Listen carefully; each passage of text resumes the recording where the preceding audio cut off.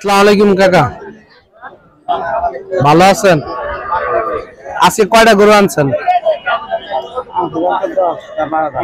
10 থেকে 12টা। কয়টা বিক্রি হয়েছে? একটা বিক্রি হয় নাই, মানে পাইকারি সেল হয়েছে, মানে অল্প টাকা লাভে।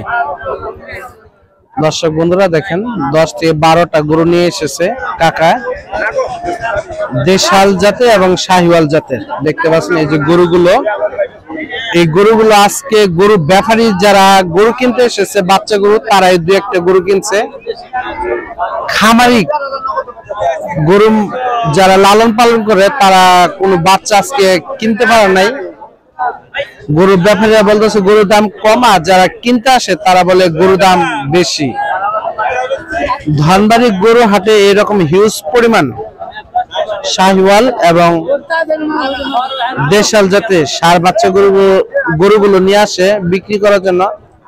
আপনারা এই হাটে এসে এই ধরনের গরুগুলো আপনারা কিনতে পারবেন। দেখেন, দেখতে পাচ্ছেন কত সুন্দর কালারফুল। কাকা, ও কাকা, কালোটা চাচ্ছেন? হ্যাঁ, 60,000 বিক্রি দাম। বিক্রি দাম কত? দেখেন, এই বাচ্চার দামটা চাচ্ছে 60,000 টাকা, শাহিওয়াল জাতের। আর এটা হলো ফিজিয়ান জাতের, এটার দাম চাচ্ছে 40,000 টাকা।